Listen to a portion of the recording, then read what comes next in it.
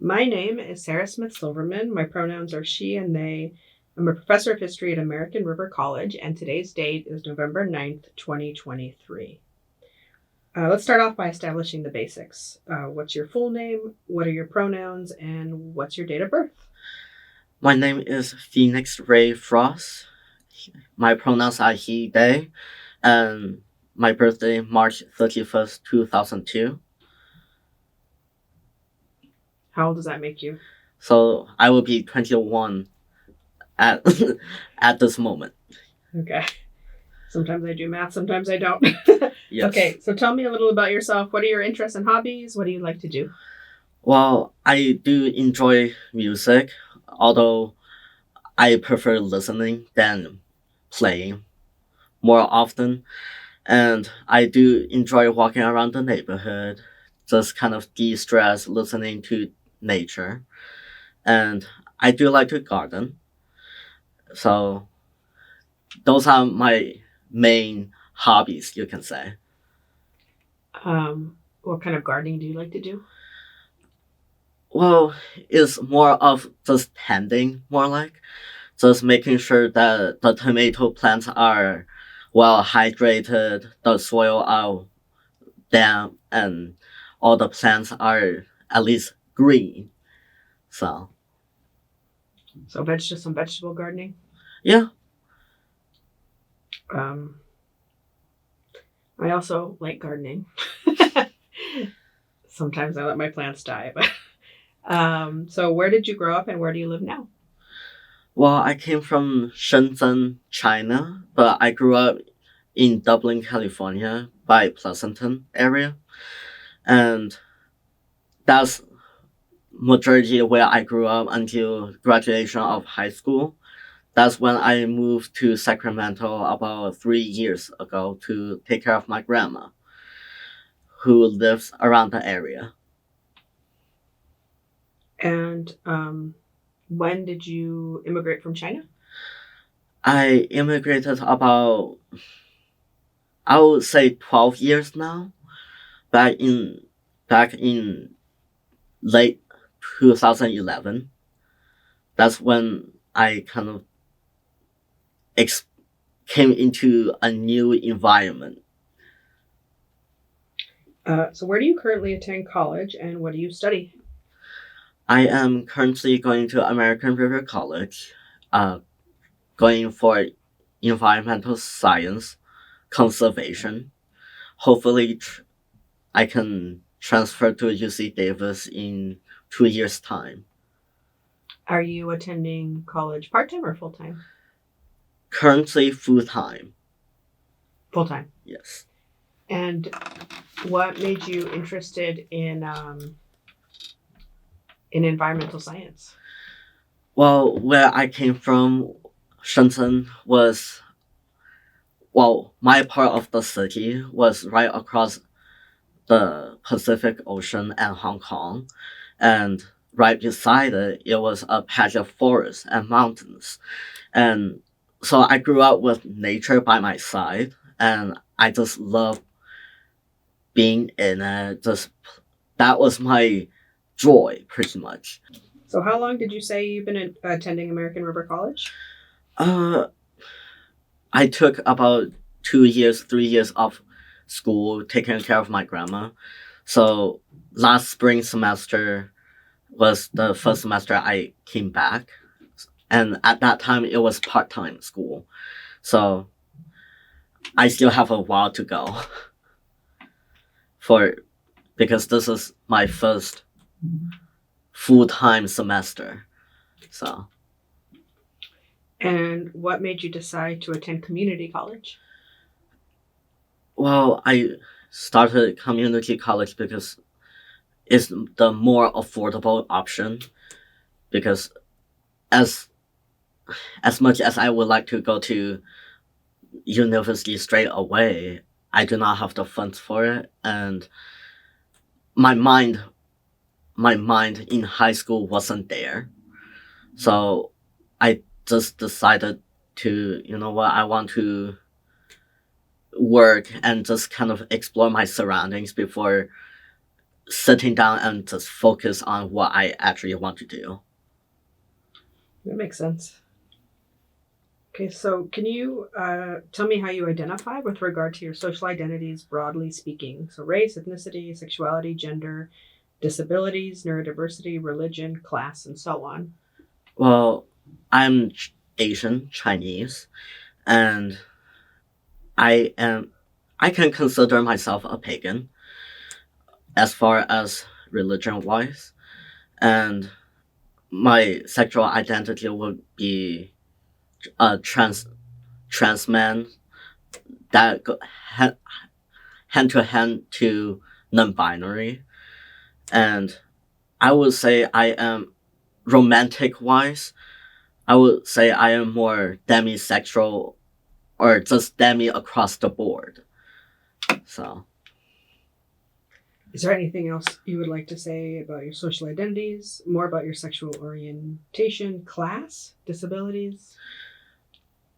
well, is because I also have ADHD, and that makes me learning in a classroom or just learning setting harder for me because my mind is, although it's there, that's my mind jumps from one place to another very quickly, and which leads to a lot of frustration on myself because I do value learning. And for social wise, I would put myself more on the poor because I am currently experiencing homelessness, and currently focusing on school makes having a full-time job or just part-time in general quite hard because for me it's either one or the other, which leads to burnout quite quickly. So do you have any help from family at all? Well, yes, but with conditions. Currently, my parents are. Uh, my grandma, she recently, very recently, had wanted to move back to China, and my parents didn't want their house in Sacramento to be left by itself empty. So are just, they pretty much made a deal with me in the sense of I can stay in the house with cleaning up all the things, maintaining the garden, make sure the house is clean, as with the condition of I cannot bring any friends and I cannot tell anyone where I live, which sometimes is frustrating because sometimes I do need social in I do need communities. So, And why do they have that? Why did they put that condition down? well, because they do not like the fact that I am in the LGBT community. They wanted me to be like my older sister, who is straight cis woman, who is like top of her class, and so there's a lot of comparison of me to her, and also because she's older, so I just became the scapegoat of the family where I'm different. And because I'm different, my conditions are also different.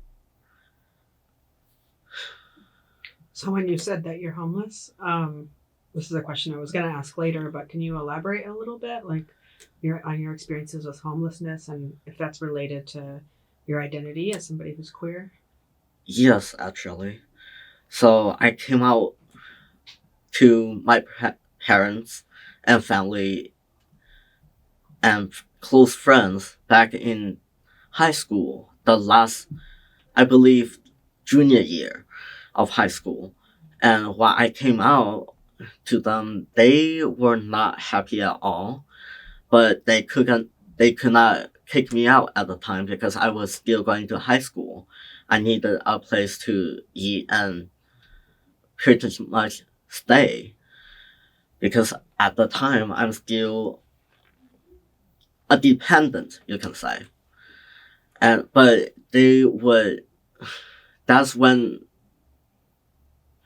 a lot of hurt came in the sense of shaming, and in terms of like fat shaming, because I'm more round of the family. And they do not like that, and my grades wasn't as good, and a whole lot of things, and because just frustration.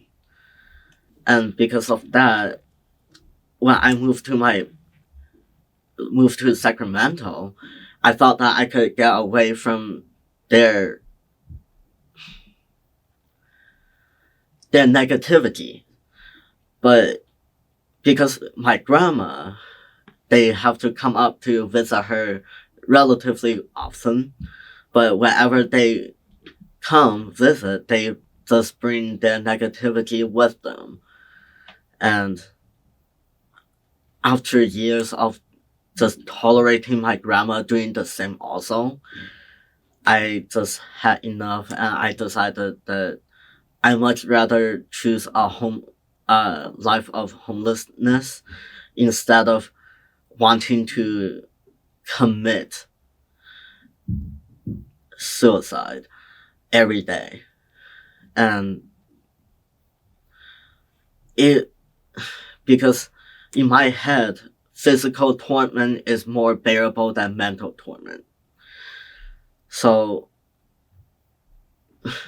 it was not easy. Homelessness is not easy. It never is, never will. But it gave me enough.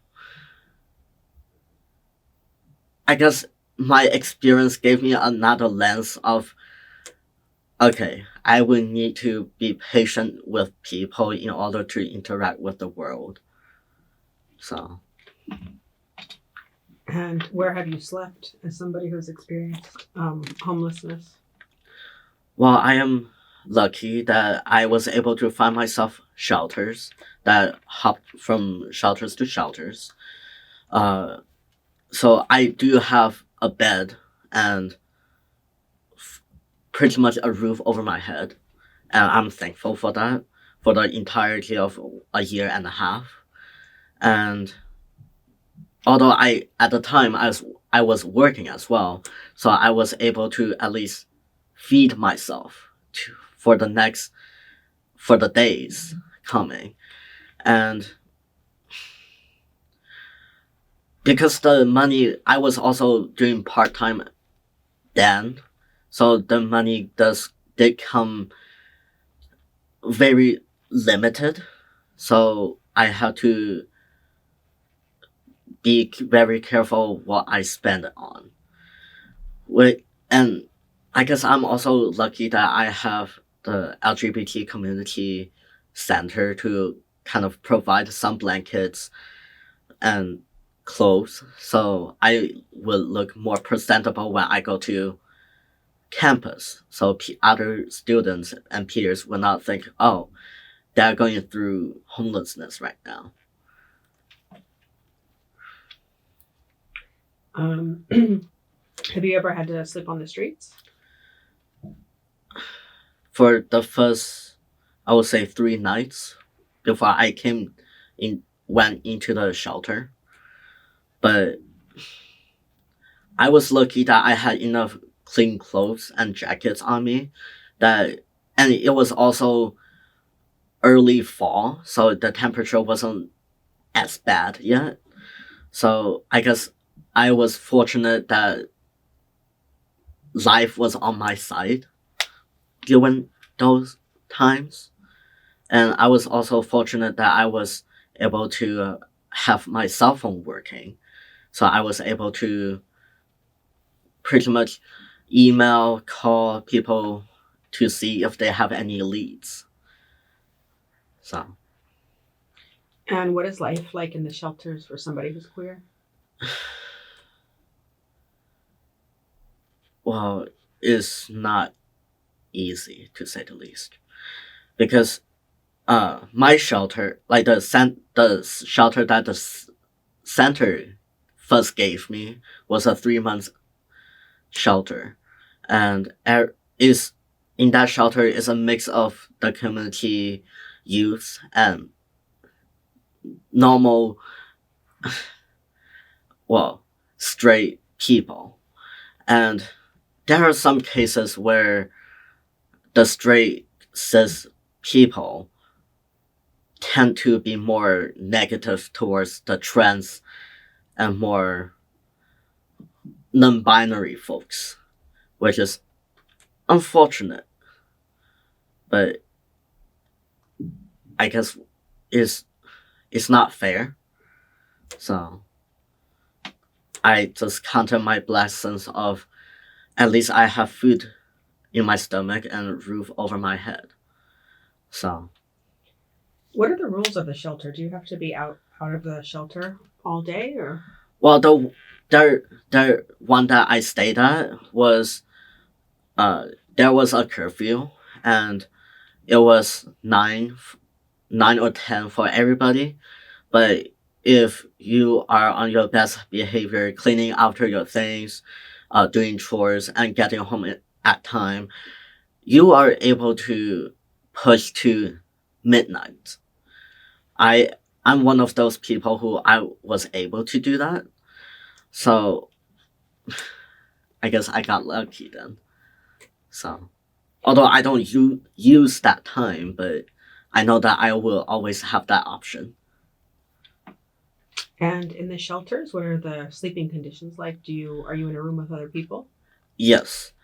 So there were 3 rooms, and for 2 of them, it was 2 beds, so 4 people. And then the one that I'm in has 3 beds, so 6 people in total. So more or less 14 people for a full house.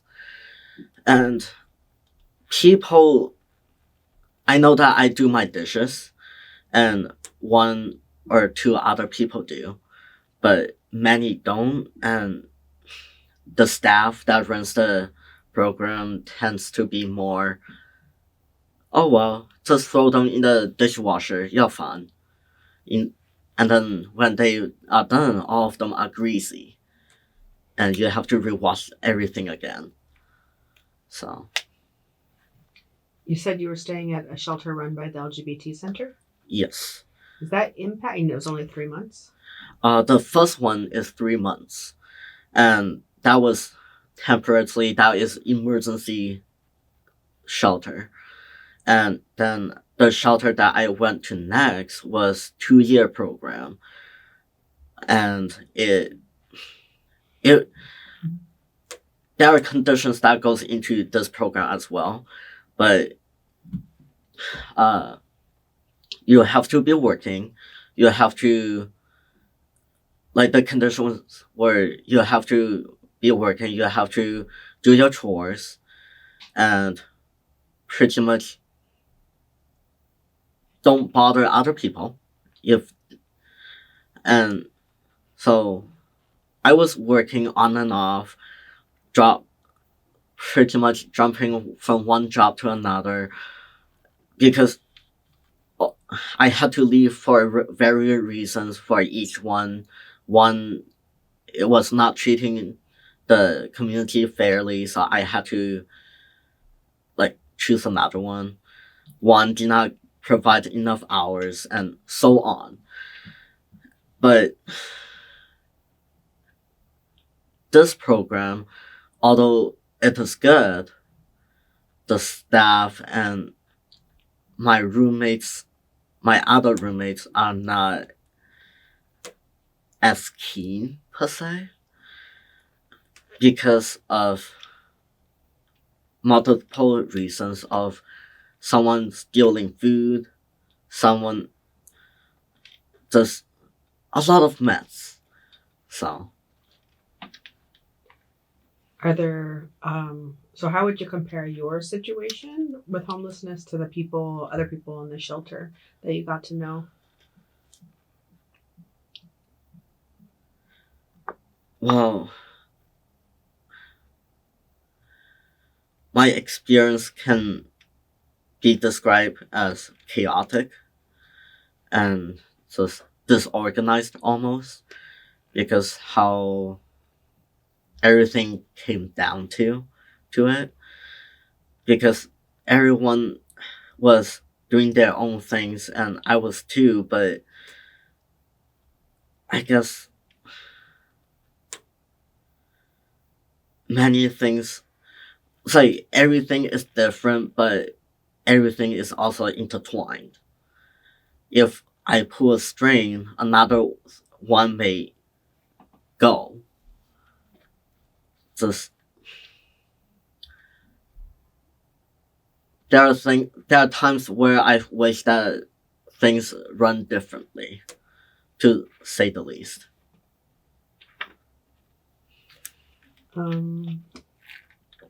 Did you find I mean, can you elaborate on that, I guess? What do you wish was run differently? Well, I guess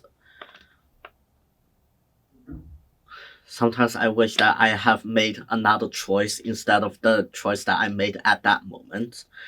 Because I felt that if I did not make certain choice in that year and a half, I would be able to still,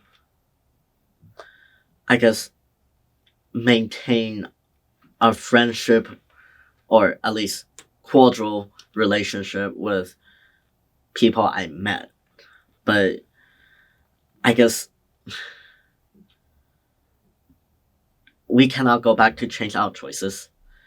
So I guess I have to stick with the one that led to me not losing, but I guess I will still have two of my friends still relatively close to me if I did not make the choice that I made. So So, in the shelters, did you find queer community? Maybe that's related to what you're saying yes, too. Yeah. yes, to an extent. Although I am not exactly like close to them, I am still able to find comfort in the fact that I'm not alone on this journey. So bearing that thought is easier to be staying at my parents' place now than before I became homeless because before became homeless I felt very alone and trapped in the world and the surrounding. But now coming back to the house, I just thought of there are people like me, and there are people who have similar experiences. I'm okay, pretty much. Did you find that there were other trans and non-binary young people who were homeless disproportionately? It is difficult, you can say. Although I met a few, but it is because my identity is more leaning towards trans masculine, trans man, and is it's harder for me to find that similar people like me. Although they're non-binary, there's trans men, but it's just really hard to find the in-between scale. And when you say that, what do you mean? Are there more trans feminine people in the shelters? Yes, definitely. Because in the 3 months program shelter, I believe that I was the only trans man in the shelter in the 14 people, excluding staff. So in that sense, I felt really it. Although I know that I'm not isolated, but the feeling is kind of isolated in the sense of why am I the only trans masculine person here? Am I really the only person like that? But after I moved into the 2-year program, I just like although I was still the only trans masculine, but there was another person who is more fluid, more non-binary of the trans masculine, and I'm just like, okay, I'm not the only one in here. So that comforted me to an extent where I'm okay. And did the other queer and trans people who were homeless, did you hear some of their stories? Did they have similar stories to you about why they were homeless? Yes, a few of them actually.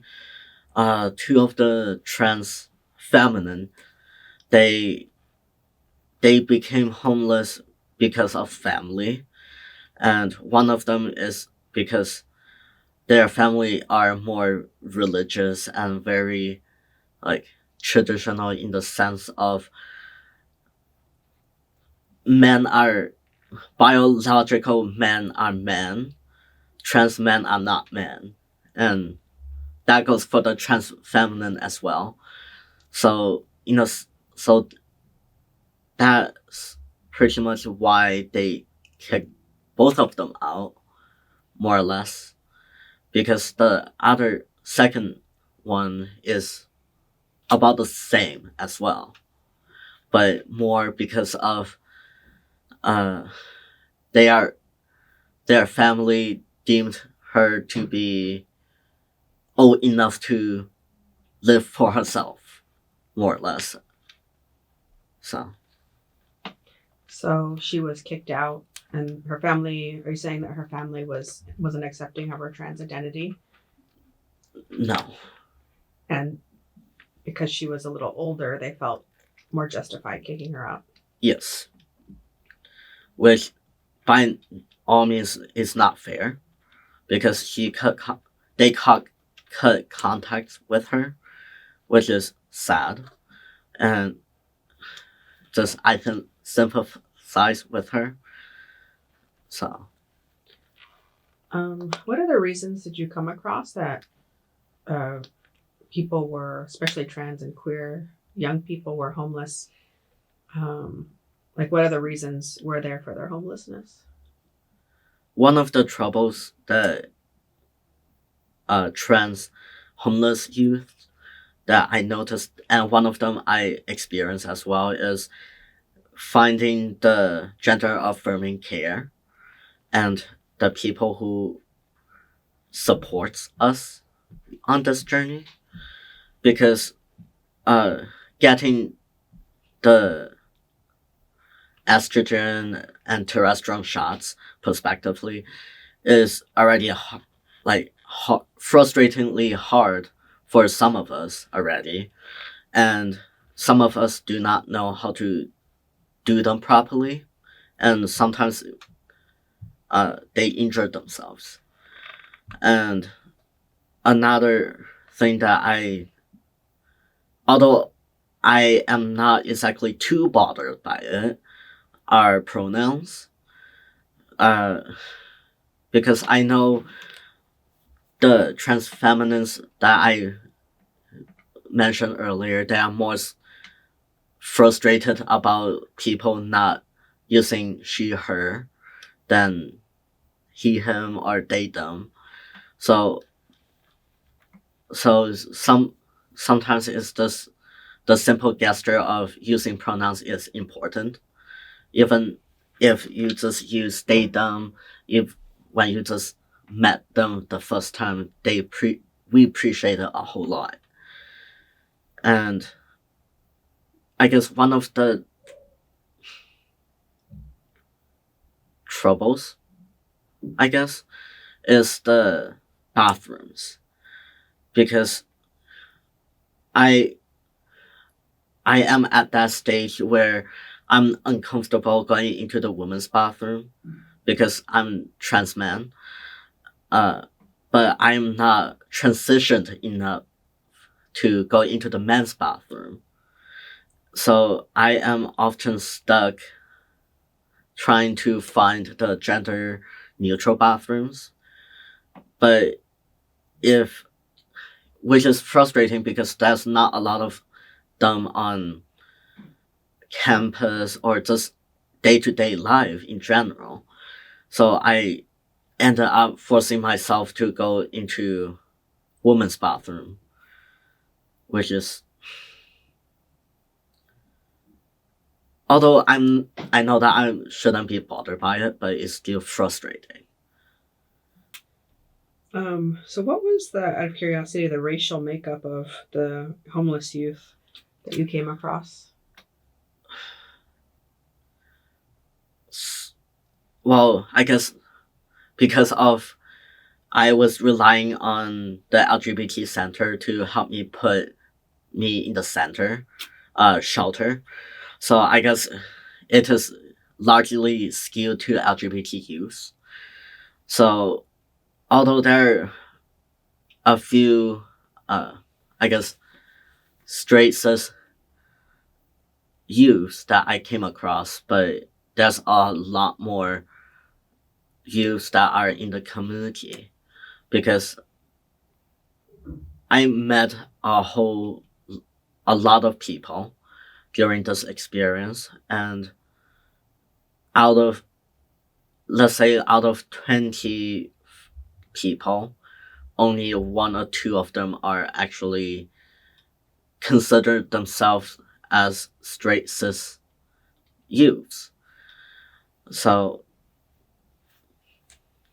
What was the race and ethnicity of the people? from what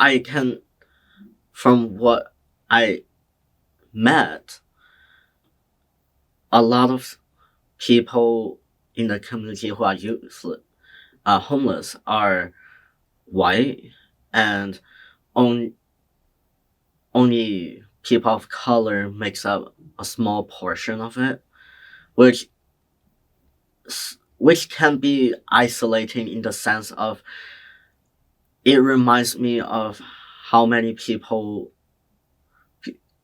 who are not coming out just because of they are afraid of being kicked out of, because I was doing research for my English class currently on I guess Chinese youth, adolescents, and mental health and the LGBT community in China. And it reminds me of how fortunate I am that I am in a place where I can come out and express who I am without being harassed in the level that it is back home in China. So a lot of the students I've interviewed have said that they're out to friends, they're out at school sometimes, yeah, but there seemed to be a tendency of not being out at home as much. Yeah, that's honestly what I did mostly when I first came out.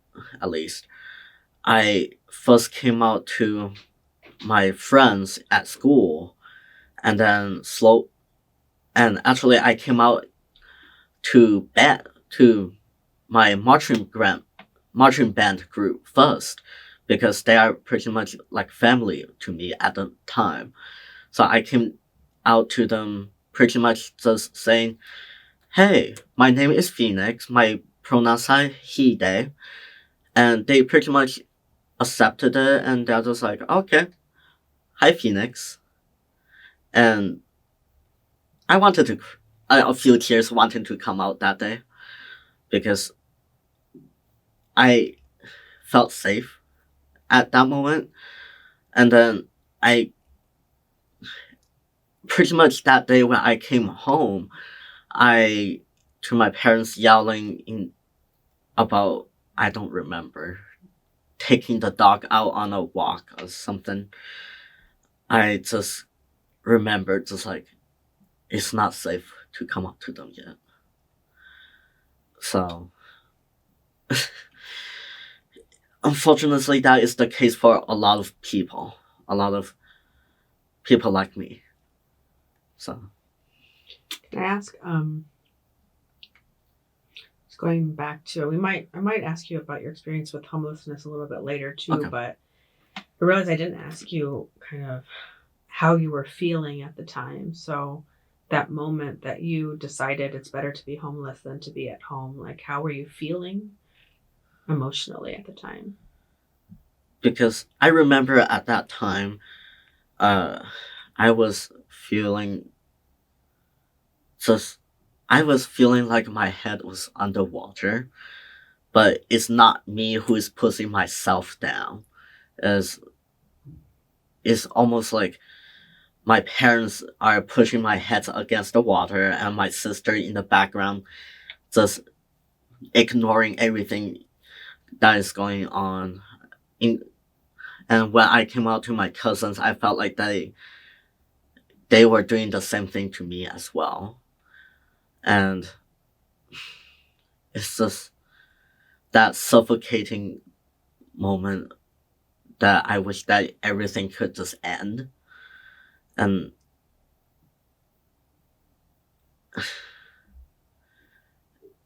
I felt like I couldn't breathe and I couldn't be myself without causing a life. So And so you were, how did, how do you remember your parents responding when you decided to be home, to leave your home? I did not really tell them ahead of time, but I kind of started packing everything little by little, my clothes and things that I deemed necessary, some books, and just by the time at the time I was using their car, but at, I just loaded everything in the night before I decided to go, and then I just so before I as I put everything in the car in the trunk, I told them that hey, I will be out for a while. I would choose homelessness for a while because I much rather choosing me over you for once. I'm not going to put you my priority because I'm choosing life this day. So How did they respond? shocked to be honest because they thought that they were doing good.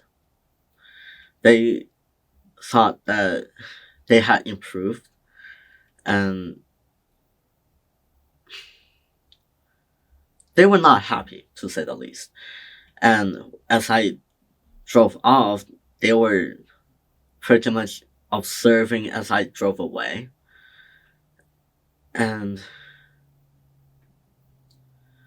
when I returned the car months later to kind of after everything is pretty much settled, I brought them back the car and then took the Uber back to the shelter. So So how old were you when you came out to them? And why did you decide to come out to them? I came out when I was 17, and I wanted to come out because although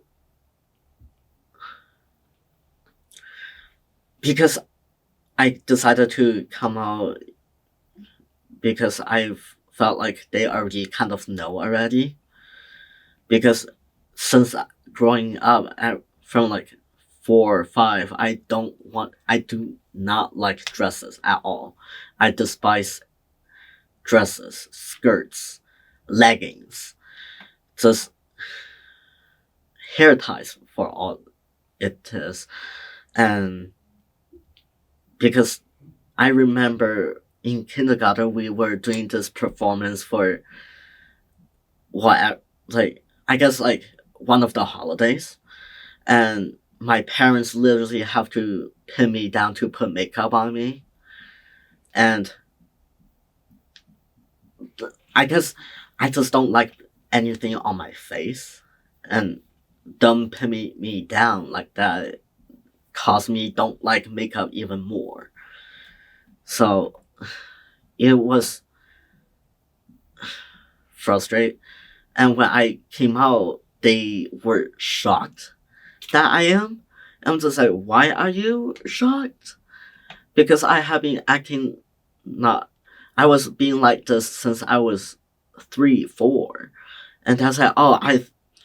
They just told me that, oh, I thought it was a phase, and I'm just like, well, I don't think it is called a phase if it is more than almost 2 decades, and they are just like, well, we rather you to be a girl instead. I'm just like, well, you always told me that you wanted a son, and me coming out as your son should make you at least delighted.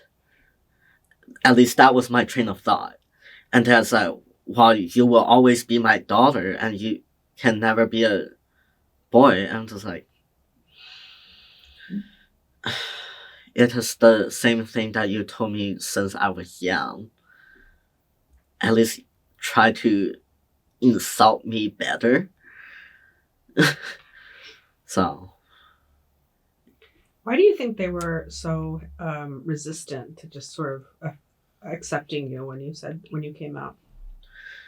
well, it's more, well, it's, I guess, different levels of it. It's because they are religious, not like hardcore religious per se, but they do believe in the binary system of man should be with a woman, and they should always be, man is a man and woman is a woman. They cannot interchange, and there's no such thing.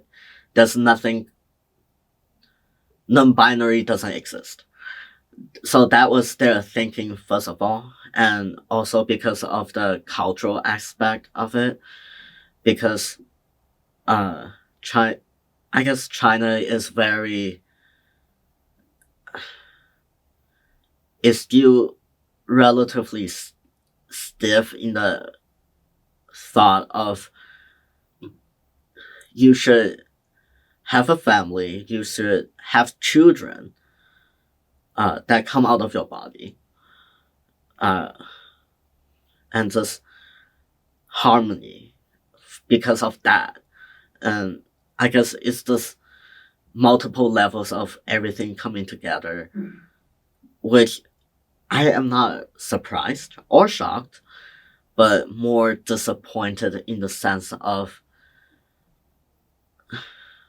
you should love your child no matter what, or at least non conditionally.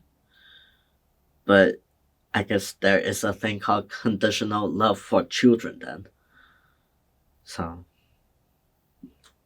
And when you came out, did you come out as a trans man and non-binary to them? well, I started as a Demi boy, as well, as far as I understand what that word means to me at the moment, at least, as like because at the time I didn't want to transition this year, and I'm just like sometimes I feel like a boy, and then after a few months of that, I was just more. I was like, I don't feel like I'm neither, and then slowly turn into of yeah, I definitely in the wrong body. I do not like this at all, and that's when I decided that okay, I'm going to come out as trans man because that's the most relevant to me.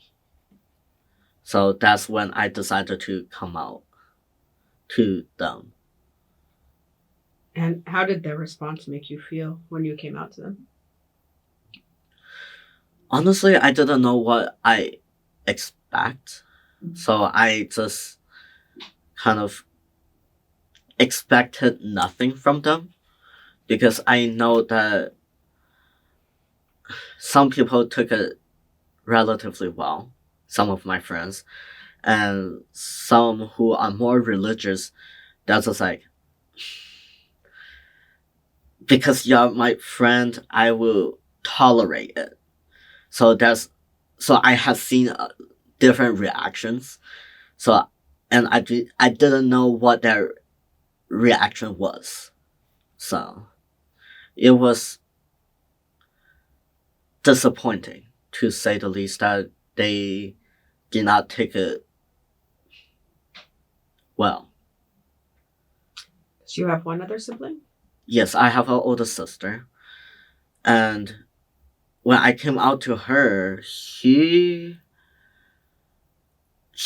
cared, but she doesn't care. Why I say that because when I came out as trans, she just like why do you want to transition? Are you not happy being a woman, physically a woman? I'm just like, no, I'm not. Like, just I'm in the wrong body, and she just like, what if you just lose weight? It was like, what if you just lose like that 40, 50 pounds of fat that you carry? And I was just like, that's not how it works. You, for one, I told her that, first of all, you need to gain weight because you're like, what, 10, 20 underweight? And she's like, okay, it is about you, not me this time. I was like, it's always about me.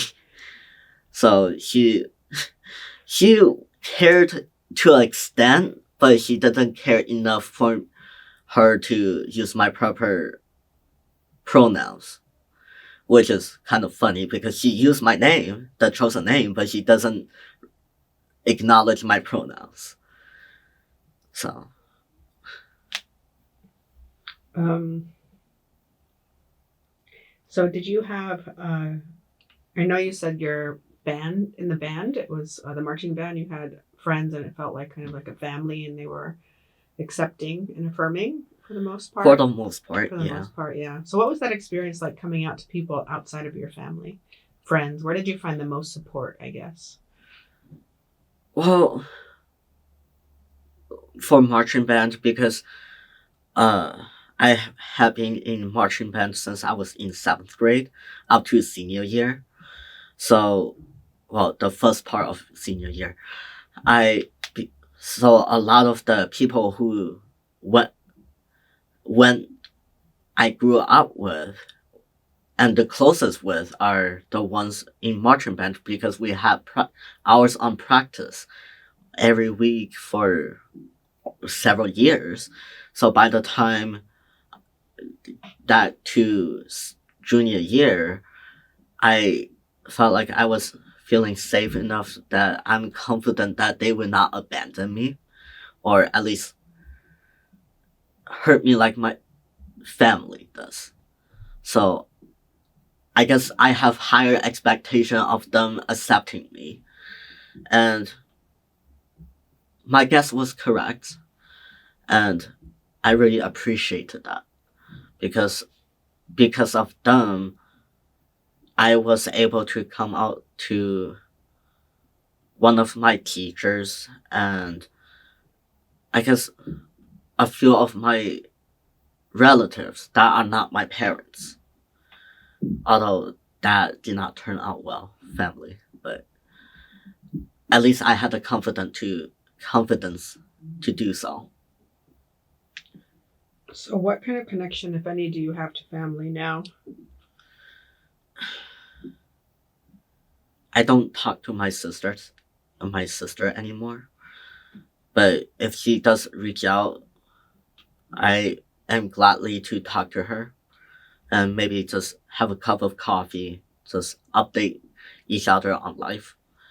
But other than that, no minimal contact. My parents,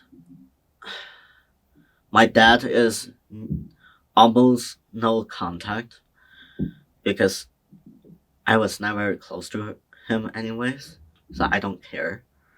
Well, okay, that sounds mean. Uh, I I don't care enough to make the first conversation.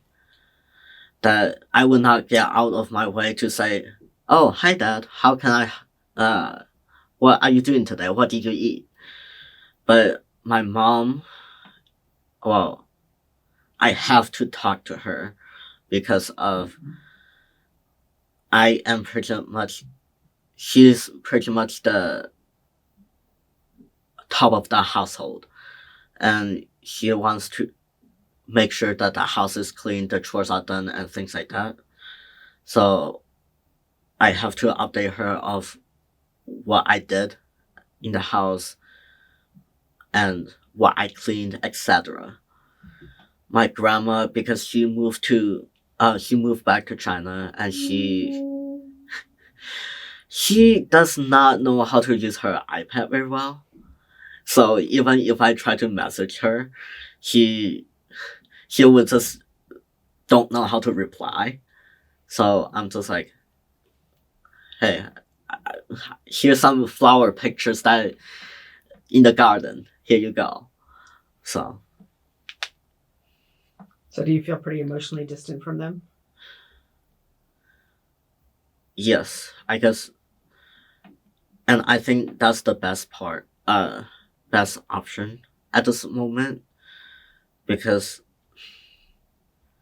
I it was a lot of hurt and trauma from them growing up, and if I talk to them more on a day-to-day basis, it would only reminds me of the hurt that I've been through. And I mean, don't get me wrong, my family and I had gotten to the point where we can eat dinner without fighting, which is almost near impossible if I go 5 years back. But I think it's the best for both parties. They don't have to worry about me, and I don't have to worry about them. So Um, so how did being homeless affect, or how has it affected your education? well, a lot.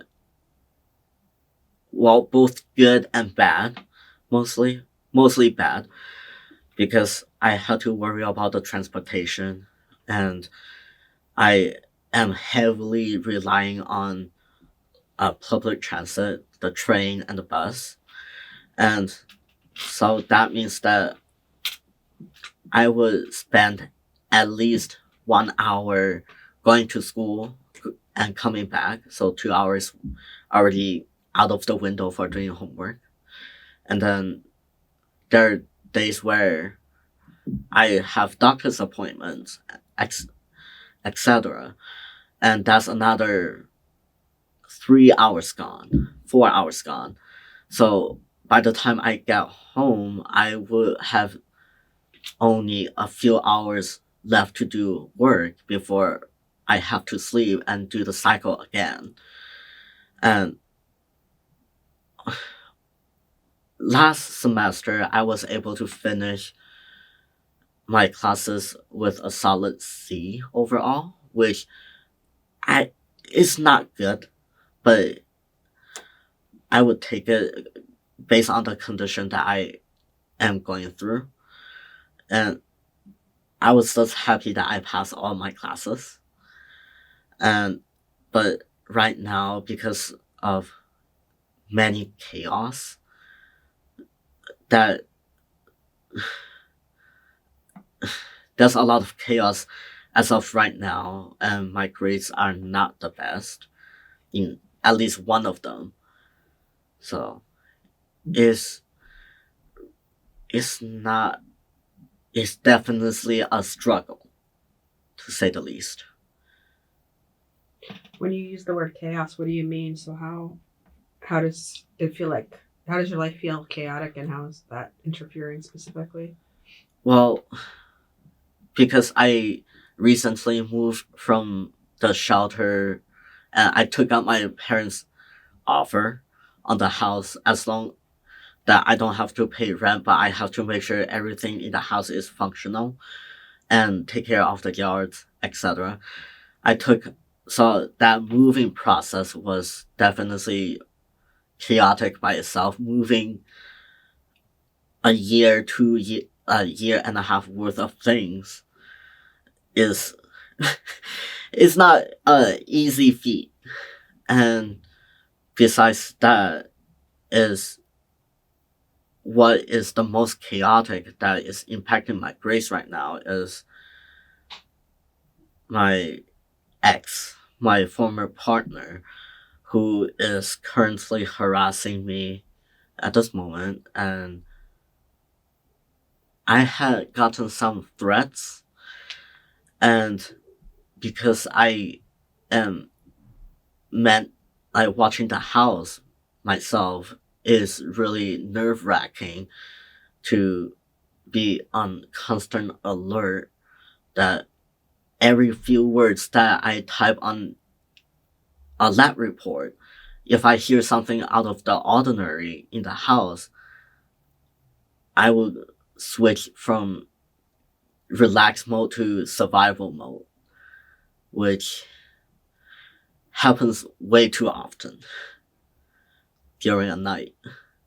So I think we left off, and you were talking about your experience in your classes. Yes. And so, do you find any support on campus right now in terms of financial help, support from faculty, from staff to help you succeed in your classes? As far as financial goes,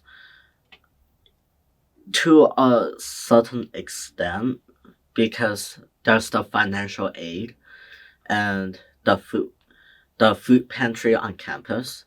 So I do go there to kind of pick out some snacks, some food that can temporarily fill my stomach as of now, because financial aid money are majority are more direct to transportation to the school and more like in need on hand, like emergency, which is helpful, really helpful, because without the financial aid, I would be back at being hungry again, which is not great. So, Can you elaborate? So, did you go through periods where you were physically hungry? well, yes, before I moved back to my parents' place, because at the time because my part time jobs during those time, even though I am paid for my time working, majority of it goes to my credit card trying to repay it, and that only left me with little to barely nothing to pay for food. And because of because I have issues with my food stamp, so it is always on and off.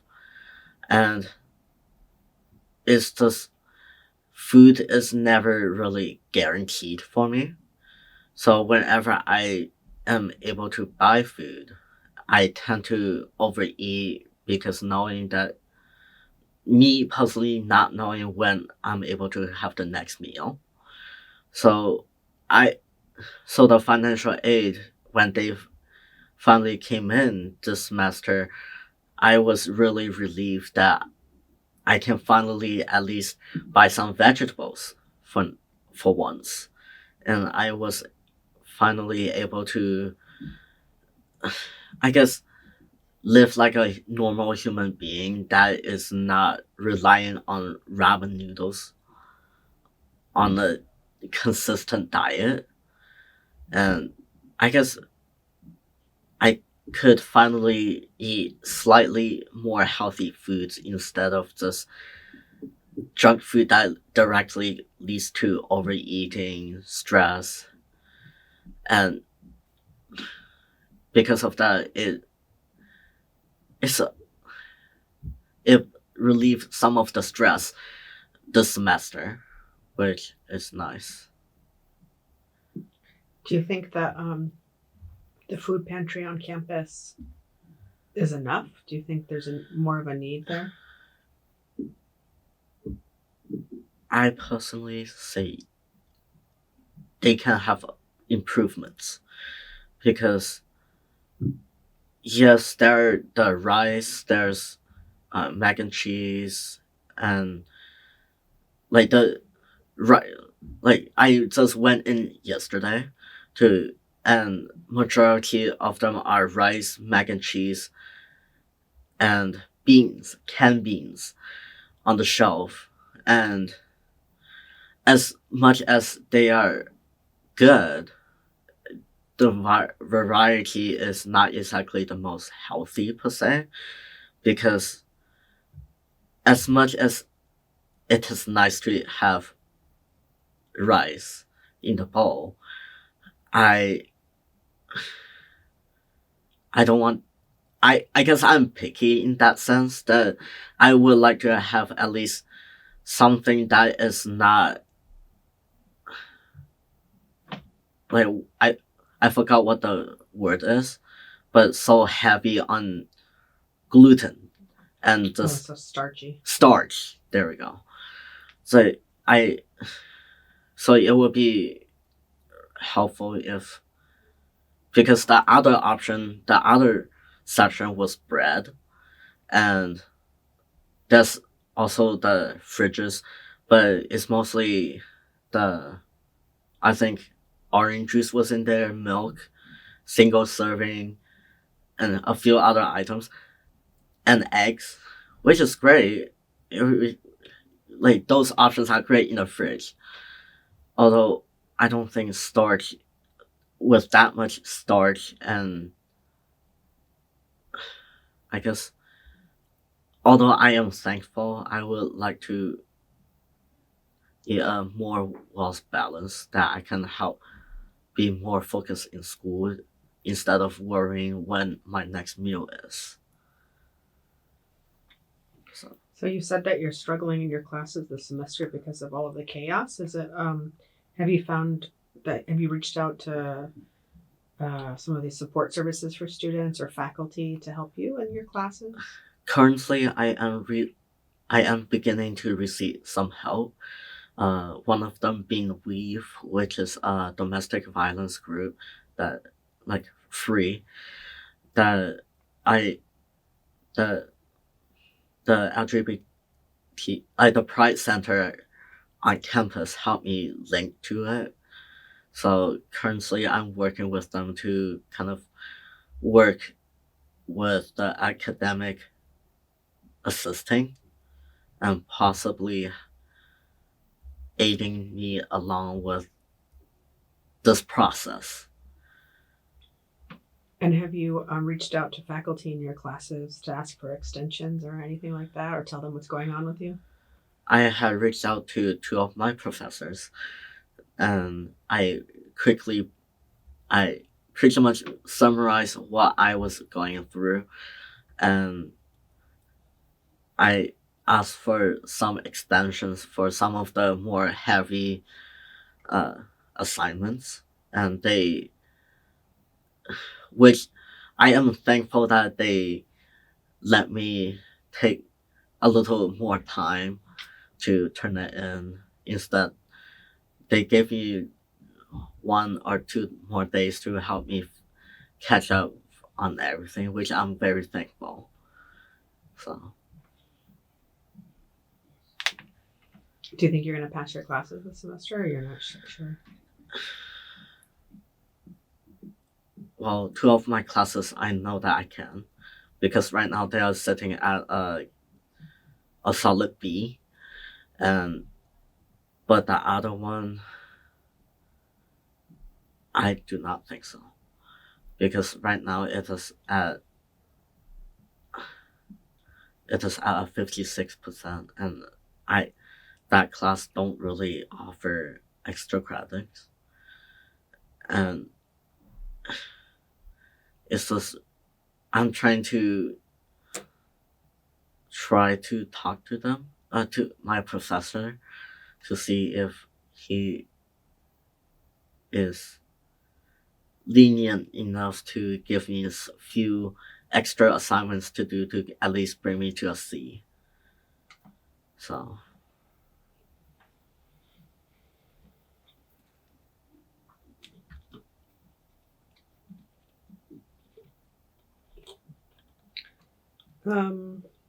Okay, so I'm gonna I ended up asking a lot of questions out of my normal order. So I think I'm gonna go back to the beginning and ask some questions that I normally ask at the beginning, and then move through some of these sections. So at the very beginning, you mentioned that with regard to your sexual orientation, you're demi-romantic and demisexual. What does that personally mean to you? for me personally, for me being demi-romantic and demisexual, that means that I have to know you beforehand. We have to, in the sense of we have to be friends first, and I have to know how you are interacting outside of romantic settings, and just I have to trust you as a friend first before I actually like you more than a friend. Because although although I do a part of me do believe in love in first sight, oftentimes if I see, like, because I can look at someone and say, yes, you are physically attractive, but is your personality attractive? Because for me, I can I prefer because I look at the personality more than actual physical qualities, because you can be someone having six packs and have the personality of a bully. You're out of the picture immediately, and things like that. And I don't if I think on the online questionnaire you also use the word gay to describe your sexual orientation. Is that okay that I said that? Yeah. Okay. Well, it's mostly because I am, although I would say I am gay because I am more heavily attracted to men, or present present people who present as men. Although I do not mind dating women or feminine presenting, that is not my go-to. So, Okay, and then you identify both as a trans man and as non-binary. So what does that mean to you personally to identify in both ways?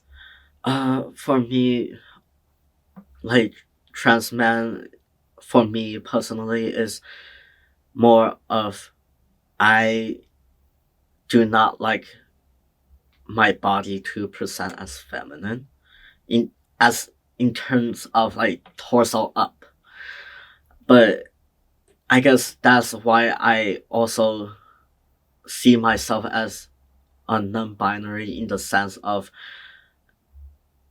I do not exactly care for my bottom half, and I because of that because I still want to have that fluidity to flow between the masculine and the feminine side. So because of that, I guess I can consider myself as non-binary as well. So, if you would, how would you distinguish between trans masculinity and cis masculinity for yourself? Well, for cis masculinity, I see it as like because a lot of people who I met who are cis masculinity, they are oftentimes toxic on the sense of, oh, I will not ask for help. I refuse to ask for help. I am strong, and I don't need to go to the doctors because my health are perfectly fine, even though I know I'm not. And just things like that, and I see it, and I'm just like, I am not like that. I don't want to be like that. And because, and I see my trans masculinity as more of, I will respect you when you say no. If you do not want to be participating, I'm okay and I respect that. You know, instead of, oh, why don't you just come with me? You can just sit on the sideline, etc. And I guess how I see masculinity is different from how my father sees it and how my other friends see it, because for me masculinity doesn't mean I will fight you immediately. It means that I will choose logic and reason before choosing violence, because violence for me is the last resort or just bottom of the list. And I guess there's the healthy masculinity and the toxic ones. So that's how I distinguish, I suppose. And you said you use he and they pronouns. Can you explain why it's important for you to use both of these pronouns? And do you find that you have any pronoun preferences? I use he, they, well, he, him mostly, because that's the gender I'm trying to transition myself into, the one that I'm more comfortable using. But I also use they, them because of, like, I tell he, him as my pronouns to people who I trust, who I know who will not judge me and harm me just because I'm trans. And I use they, them. I tell people they, them because one one of two things. One, either because we are acquaintances, we are just co-workers, we are just peers. I do not exactly feel close enough or safe enough to tell you that I'm trans. Or because we just I don't trust you enough to the person enough that, oh yeah, like, because I use datum for the people who I don't really trust that they will keep me safe if I tell them that I'm trans. You think that they'll understand they, them more than they'll understand when you say he, him? Yes, because that's also the linguistic side of it, in the sense of, I forgot the year, because before a certain year, they them was also a singular refer as well. So if I explain to someone that, hey, they them are technically before a certain time, they were also used as singular reference as well. And if I bring history to it, people would be more logical about it and more accepting of that answer. So, do you share your pronouns in the classroom? Not usually, unless my teacher does the break the ice on the first 2 days of class. Unless, usually no, unless the person asks. That's usually my rule. So, Is that something that you like when professors do? They break the ice by asking students to share their pronouns? that is preferable because not everyone is what they what they present themselves as. Because two of my peers, they use they them, and if I just if I just look at them straight up, they would be more of feminine instead. So it would be helpful for teachers and professors to ask the pronouns on breaking the ice, because even though there are some people like me who don't exactly care for pronouns specifically, there's people who do. So, Is there anything else you want to say about that? Why it's important for professors to maybe share their own pronouns and also ask students to share their pronouns in introductions? well, I guess it's also because of representation, in the sense of there, because a lot of us on the first day of school, the first week of school, we are already kind of nervous and on the edge of, oh, what our class be like? What is what are our professors are like? Are they like us or are they totally different? So in that, I could, in my mind, that if professors introduce themselves with their pronouns as well, there are some of us who are just like, who can relate to them, and they're just like, oh, they're that reminds us that professors are also human as well. So that's why I think that professors sharing their pronouns, can be important as well.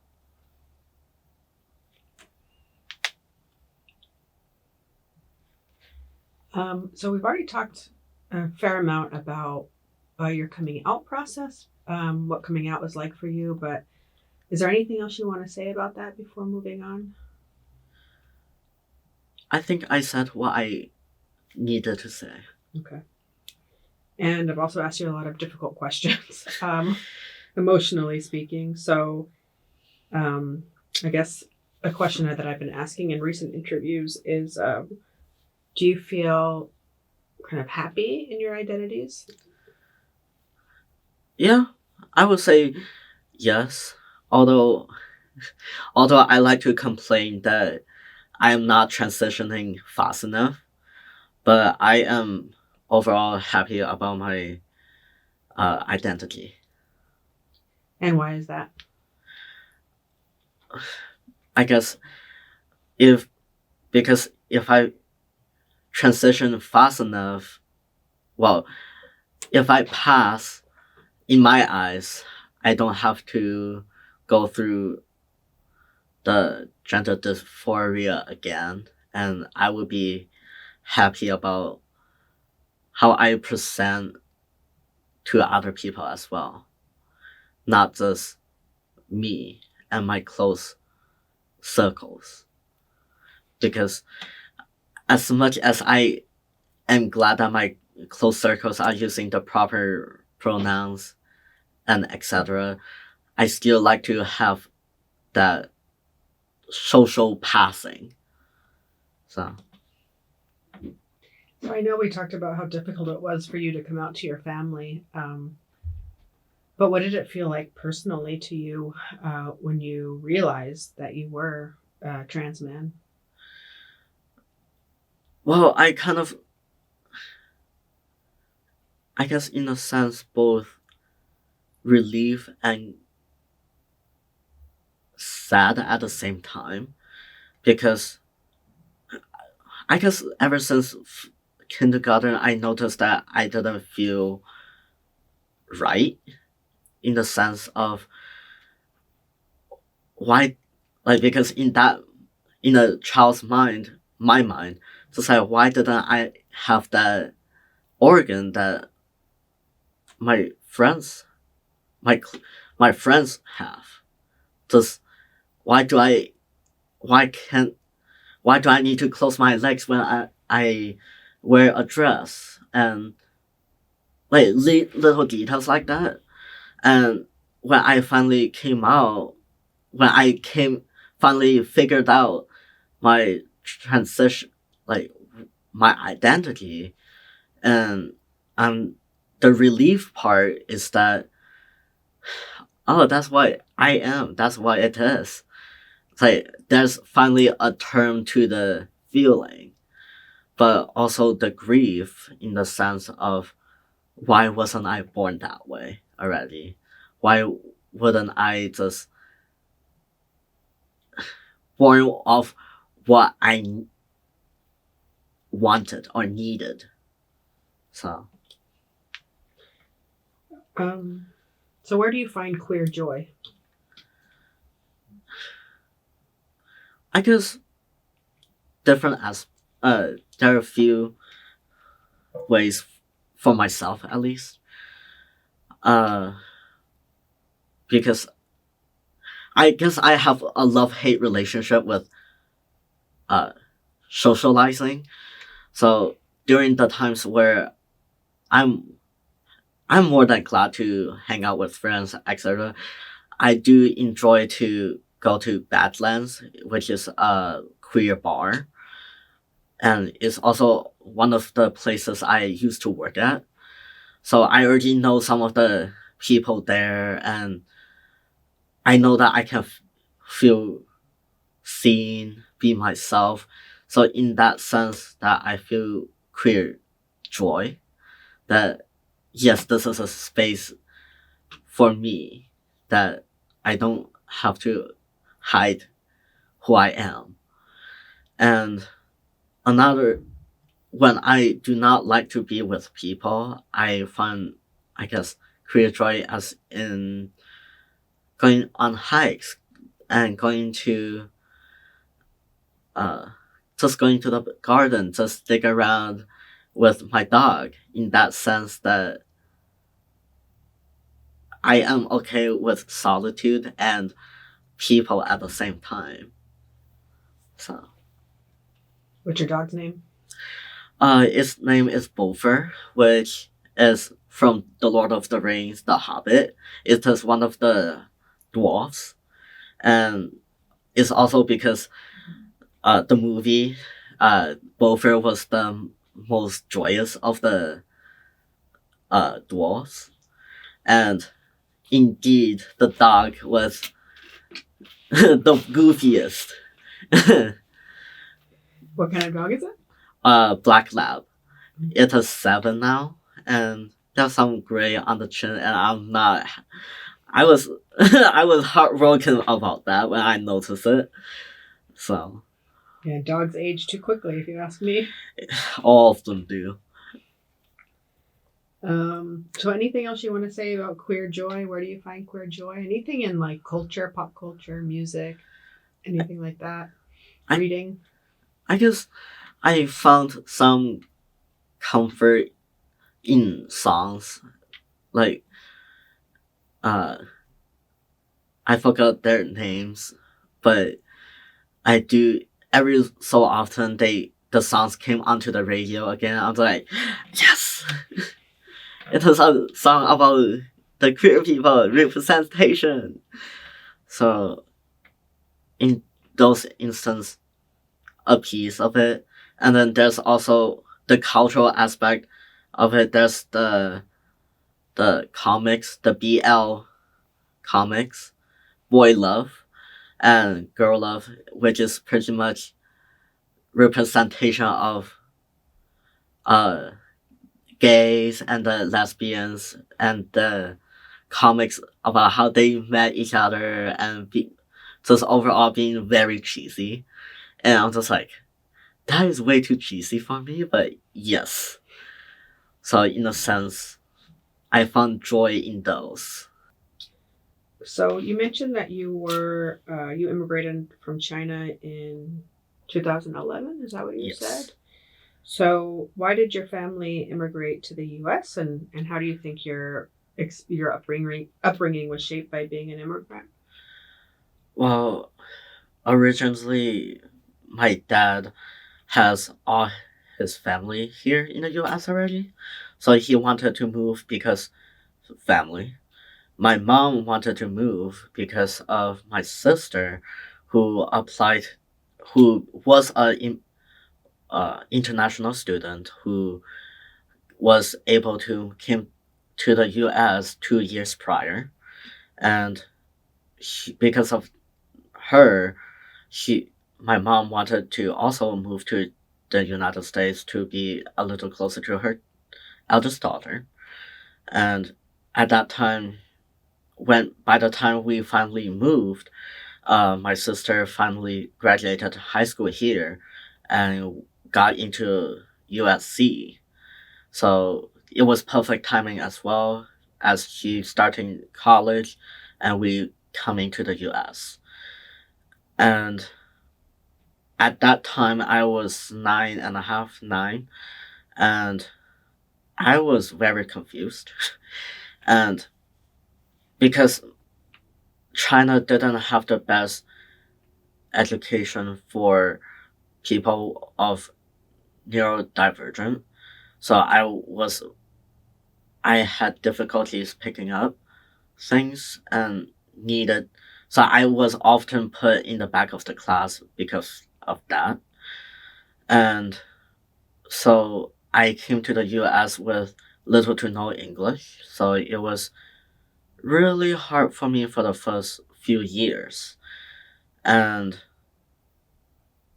I still have that fire going, you can say, that I still try to make friends, I still try to run around on the playground trying to, I guess, make friends because trying to make friends. I mean, the language barrier was definitely an issue. And I'm actually surprised that now thinking about it,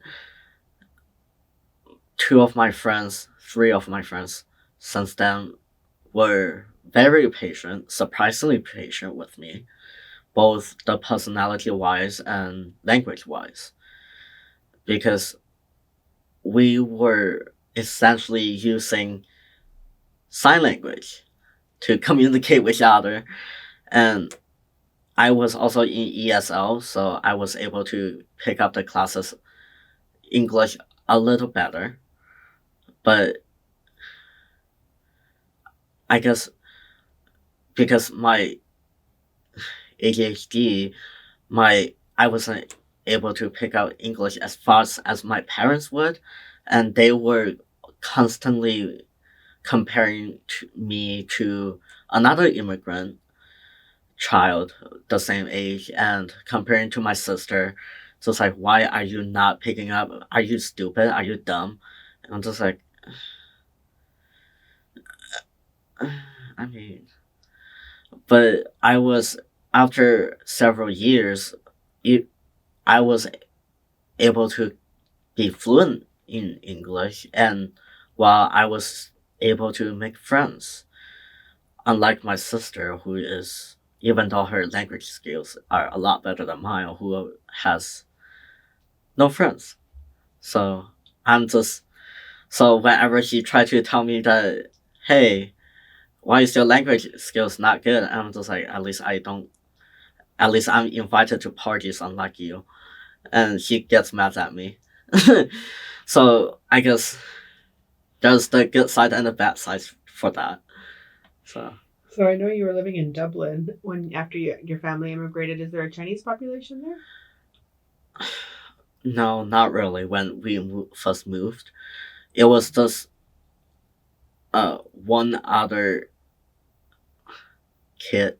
Like in the elementary school, there's only one other kid, but he didn't speak Chinese. She just kind of she has the looks. She's Chinese American, but she never really learned the language, so I can't really talk to her. But I managed to at least familiarize her and her family. So in a sense, started from there, and you can say my so by the time I'm in high school, a lot more immigrant Chinese immigrant came to Dublin, and because of my background, I already kind of know English and everything. I was able to introduce her to the principal, to the needed aides, and etc. So they do not need to feel that loneliness that I felt the first 3 years of being in the United States, you can say. And so, how do you think your experiences being Chinese, being an immigrant, how does that shape your queerness and vice versa?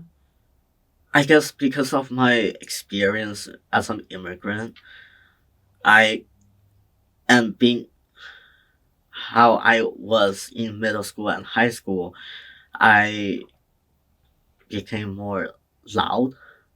I'm more outgoing than I actually wanted to be honest, because I want to make sure that people don't feel how I felt. So I guess there are good sides and bad sides to it, because on one hand, people don't feel as alone. Other Asian Americans or Asian queer queerness, at least they see me and they are comforted in the fact that they know that they are not alone. But on the other hand, I am sacrificing myself in the sense of I wish that I don't have to do this for others to feel seen. So, how were you loud? What do you mean when you say that? Loud as in I will put myself in front of uh I guess I would purposely introduce myself and just like, hey, this is my name is Phoenix. How are you? What's your name? And because a lot of our culture, my culture at least, we are more shy about introducing ourselves and more kind of preserved and private. So in that sense, that I am loud to loud comparison to so because in my head, if I am loud and if I introduce myself first, they will be more at ease with me, knowing that I'm a safe person to go to. So, you mentioned that you're neurodivergent. Can you elaborate? I guess because ADHD never stands alone in terms of mental health. Is so I have a lot of like anxiety, depression that also goes hand in hand with it. So in that sense that I became more observant of personalities, and I excuse my stomachs. Are you hungry? I guess it's just loud. I didn't even hear it. maybe the mic is picking up on it, but Yeah, if you feel hungry, we could also pause.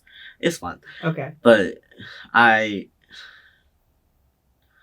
guess because of what I pick up, I see a lot of, you can say, red flags in people a lot more, a lot easier. And I guess because what I've been through, I try to ignore to them, to give them a benefit of the doubt. So And how has being neurodivergent, how has that impacted your education? And how does it continue to impact your education? I guess growing up, my mind, even though I'm there, I do not understand the concept. From the beginning, uh, growing up, let's say the elementary English, although I get the basics and just I know why I need to learn it, but I don't get it. And right now is my statistic homework. I know why I need to do it. I get the basic concept of it. Once I have the answer to that question, that's when I'm just like, oh yeah, I understand what's going on. But you, but before getting the answer, I do not understand, even though my professor and my tutor had explained to me multiple times. That's how you get to step A, step B to a C. So it's just frustrating for me to not, like, I know that I am able to understand it, but it's just my brain. I'm not able to grasp it until the last step, which leads to frustrating, and then I have to step away, etc. Are there any specific accommodations that you need or that you're currently getting or you would like to get to help you do better? Currently, I do not have any accommodations yet, but next semester I would like to request different, at least a video version, like video portion of the lecture, so I can go back and rehear, re-reference the homework to the lecture. Uh, I think that would be really helpful for me, and I'm sure other classmates as well. And another thing that I would like to ask for is, I guess, explaining another way, because I feel like I get there. There's also there's multiple ways to get to the same problem, to solve the same problem. So I guess explaining another way may help. Um, is there anything else you want to say about that before I ask my next question? Go ahead. Okay. Well, I was going to ask you, I want to transition to the education section, just Okay. paying attention to time, or talk more about education right now. So, what was your experiences? What were your experiences like in high school as somebody who is queer? Yeah, I mean, I guess that's a good starting point. Well, in high school, I was still exploring who I am. So I know two people who are also trans man, trans masculine, non-binaries. They, I kind of, because I am not close to them, so I wasn't truly comfortable to ask them their experiences. But I did ask them, like, how did they come to the point where they are sure this is who they are. They explained to me briefly that they just don't feel like their body, although for the most part it is right for them, it is not, something is off. And then I told them my experiences, and they're just like, I think you might be trans as well. And then I asked them why, and just why they say what they said, and they're just like, well, your experience is very similar to mine. You should go ask your doctor and go do a little more research about it. And I did, and I guess that's how I started exploring who I am, and come to the conclusion of, yes, that is who I am as well. Do you think your school, the staff, the teachers, were they supportive of queer and trans students? I am unfortunately not familiar because I only came out to only one staff in high school who is gay. And so he is more than accepting. But because I am not, because I am wary of my other teachers and staff, and I was wary of how they would react, because I was worried that if I come out, they would treat me differently and they would grade me differently. So I just decided to not say anything for majority of it. Do you remember if any of your classes in high school were inclusive of queer and trans people's experiences in the curriculum? I mean, it's very briefly, very briefly. I mean, I did remember that we have a brief chapter in English, but we didn't go into details of the literature, or just, it is more swept under the rug, and it's more of like, oh yeah, the queer people exist. And I was like, I guess. So that's pretty much my experience in school, in high school at least. And what about the Asian American experience or the Chinese American experience in particular? Were any of your classes inclusive?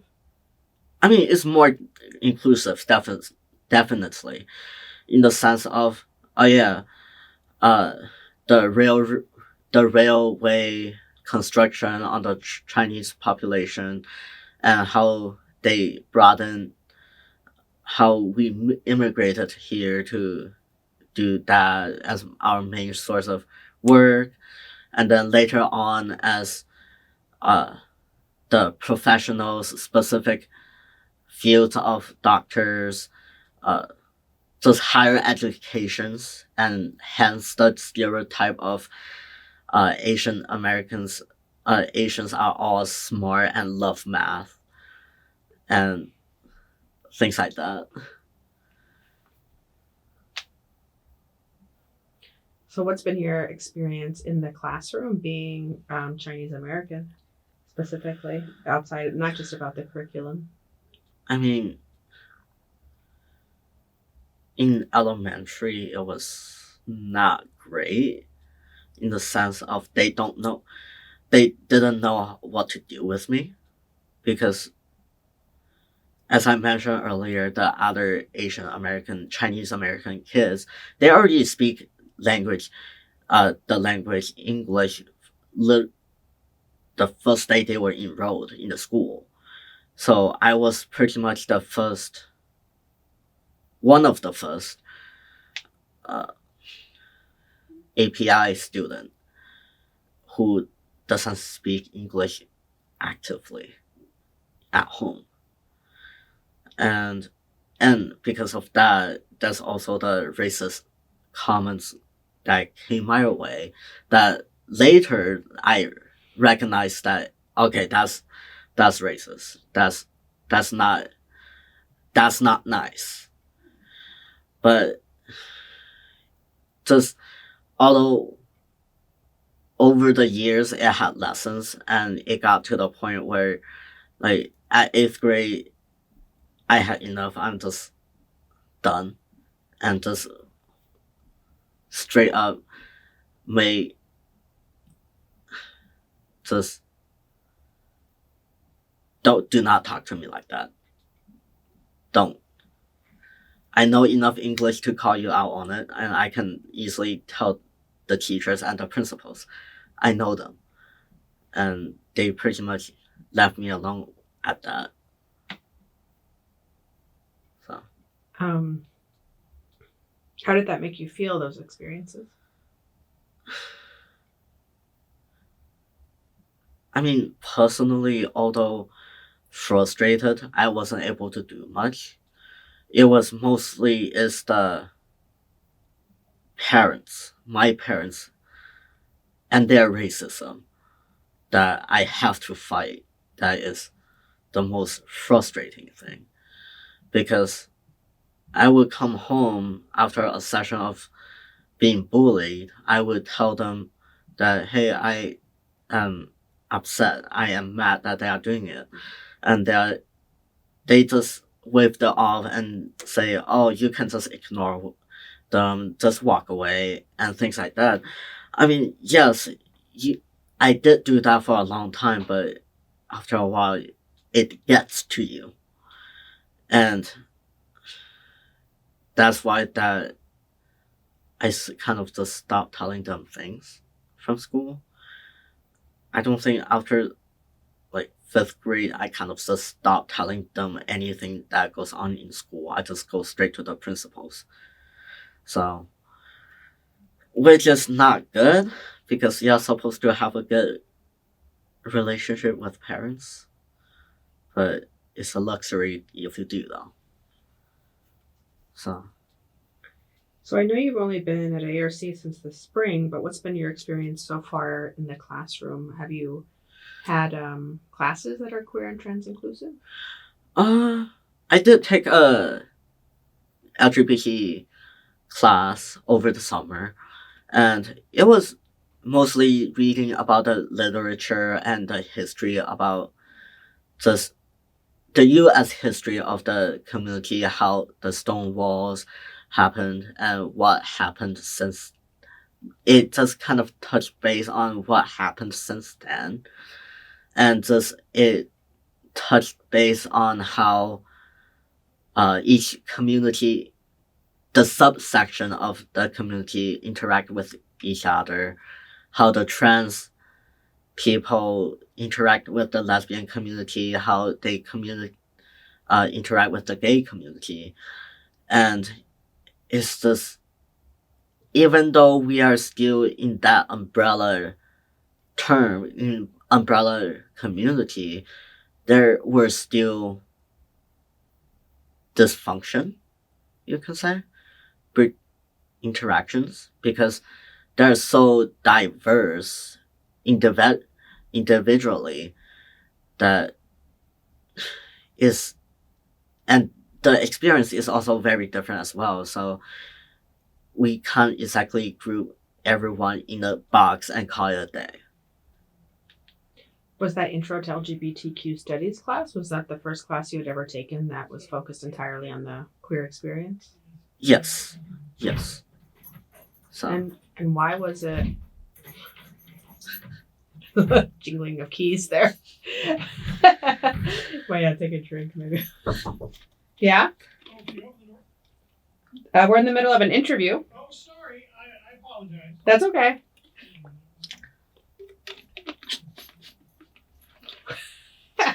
Maybe I'll remember to edit that part out, or maybe I'll leave it in. We'll see. We will see. Maybe that's the humor in there. Yeah. So why do you think you took that class? Why was that personally important for you to take a class like that?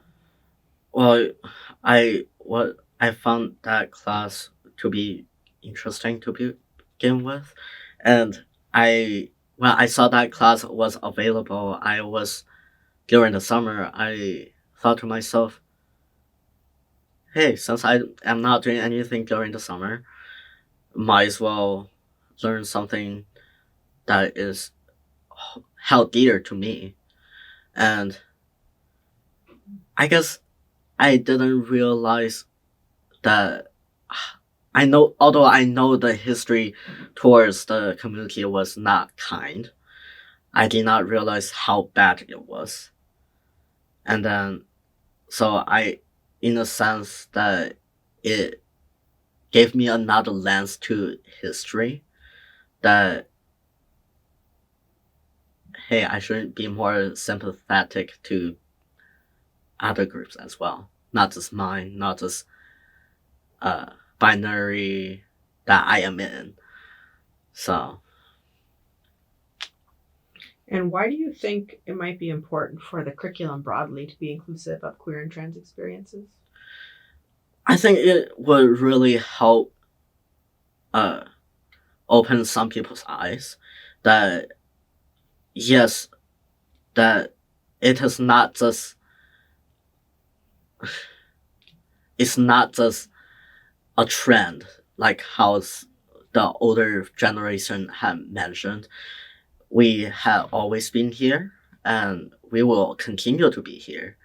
So it would be important for people to actually learn about the history and how we got to today. So if you could, would you take other courses that focus on the queer and trans experience, and what would you like to learn about? If I get to it and if my time allows, I would love to have another class. And I guess I would love to learn more about the trans community specifically on the history of it, because in that class, although it is very insightful, and it is nice to learn about the gay community, the lesbian community. Although I do like to have a little more shine in the trans community as well, as in comparison, it is more uh, in the hindsight of it, and and it would also be nice to learn about the non-binary community and how the ancient Greeks and the ancient world, how it interacted with the community back then. So that's something I would love to learn about. Okay, so we left off talking about the classroom. Is there anything that you think faculty can do at your community college to make trans and queer students feel more welcome and included? I guess one way that the campus itself can help is by putting more gender neutral bathrooms in. Not just the cafeteria, not just the library or where the student will stay for hours at a time, but more accessible places than I just more of the gender neutral bathroom, because there's those of us who, although we are sure of our identities, we are there are some of us who are not yet feeling like we are transitioned to the point that we needed to yet. So we will I personally like to have uh, a space that in between. And I guess also respecting pronouns, because although I personally noticed that I told a few of my peers my pronouns.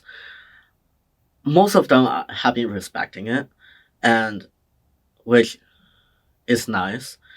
And there are some one or two that just kind of gets on my nerve, in the sense of others are using it. Why are you not? I guess in the sense of it shouldn't be a rule per se, but more of please respect each other enough to use it. So that's the ones that I have on top of my head right now. What do you think faculty can do to not only for themselves do a better job understanding the importance of using the correct pronouns? So what can faculty do for themselves? And then what can faculty do to help students do a better job respecting people's pronouns, do you think? I think one good place to start is them, because I know that a lot of the professors that I work with, they already know the importance of research, and I think it would be really comforting for me that if even if just a few of them go out of their way to kind of research their ways of how using correct pronouns can help a person's mental health. Because if they understand where and how it helps some a trans kid or a non a queer kid's pronouns and how it improves their mental health, I think that would really help them understand and give a lens. And in classes, and for me, I think it would be really nice to have a faculty member to call it out if someone is purposely misuse the pronouns. Because although I know that this is not high school anymore, but it would be nice to have someone as the authoritative figure calling out things that, hey, that's, come on, do better. Yeah, I think it's still the faculty's responsibility, even if we're not in high school, to make sure that students are respecting each other, right? Yeah. And not discriminating against each other. And that's one of the ways that they can do that. Yeah. Yeah, exactly. So that is some of the ways that I think that it will definitely help. So put the effort in, do some research, understand better. Yeah. So I don't expect them to, I don't expect all of the staff to do it, but having that one or two really helps. So. And I don't think you said this already, and hopefully I didn't already ask you this question, but what does it feel like when you are misgendered? Well, I can usually tell if they are doing it on purpose or just kind of forgot. Because if someone just forgot, and I personally just like, okay, they did not mean to misuse it. They kind of forgot, and I just remind them that, hey, I would like to be referred as they them, please. But if I notice that if someone is using it on purpose, misusing it on purpose, then I would just say, okay, you are being mean, and please do not do that. Please respect me enough to use my pronouns, please. So if after a few times, if the person doesn't stop, then I will bring up to someone like the professor, then, or whoever is relevant at that moment for them to tell the person to at least do the bare minimum. So have you used the Pride Center on campus? Yes. So how important do you think the Pride Center is, its existence? For me, it is a safe space for me, so pretty important. Because last semester, in the spring semester, I don't think the Pride Center was a thing yet, and so I was just wandering around the campus, just trying to find myself a place where I can sit down and feel safe and just hang out instead of just feeling like I'm lost. So important for me. And have you found community on campus? Yeah. I would say I I'm not good at names. So but I do recognize a few of the students who go to the Pride Center often, and we can often talk about random things like Dungeons and Dragons and just whatever came to mind. And that place also serves as a safe space for us to rant about our day, how an assignment doesn't make sense to us, things like that. Are you involved in the GSA? No, I'm not.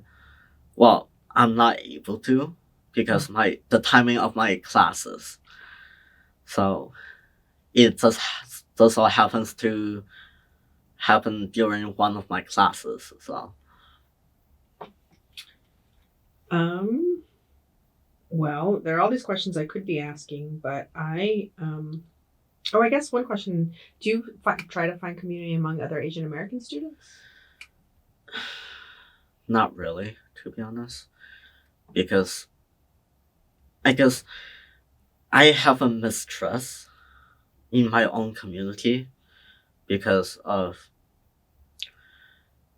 I guess, growing up, because of the lack thereof of a community for Asian Pacific. I never really find myself a reason to trust my own community. And it's also because of my parents and their friends and how they treated me. And so it's a few levels of experiences and trauma that made me not want to, rather not seek friends in the Asian Pacific community. I only, I guess I will talk when I find a reason to, but I will not bring myself to a conversation if needed to be. Have you found any queer community among other Asian Americans? No, unfortunately. Because a lot are either closeted and don't want to tell for their safety, understandably, or because our interest is too diverse, we are not able to talk about anything among ourselves. So when you think of finding community among other Asian American students in general, are you worried about how they're going to respond to the fact that you're trans in particular? Yes, because a lot of American Asian Americans, because how we are raised are also a big factor in this, because we are, I guess, the culture in general, the stereotype at least, is we are very binary. So, and I'm one of the people who doesn't look that doesn't fall into either one of the binary. So, because I am one of the strange ones, you can say. So they try not to interact with me to begin with. So, Have you had any issues with finding friends or community among queer folks who are not Asian American? Does it ever feel like there's a disconnect there because they don't understand your experiences as somebody who's Asian American and queer? I mean, to a certain extent, yes. Yeah. But I find myself more to be, find myself to bond with other people of color easier than my own Asian API. I guess it's more of, I noticed that the people I am able to talk to are more open armed. Just like, come in and come have dinner with us. Why are you sitting alone? Instead of just eating our food, mind our business, and don't just silence. So. Okay, just paying attention to the time. Hopefully, I didn't miss anything big here, but is there anything else you'd like to add or questions you'd like to return to?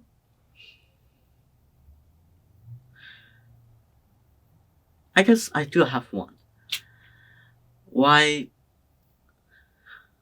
What brought you to doing this interview project? You're turning the camera around? Sure. Well, I am queer myself, and I don't think we're doing a very good job of serving our queer and trans students. And so I decided I'd like to engage with or do some research to help educators at the community college level do a better job serving our queer and trans students. And I think what better way than actually listening to what students are saying themselves about their experiences through a kind of a holistic or intersectional lens. Of course. So that's my short answer. Well, which is a very short answer, right? Yeah. Well, that's all I have. So, Okay. as of right now, at least. Okay. Thank you so much for taking all of this time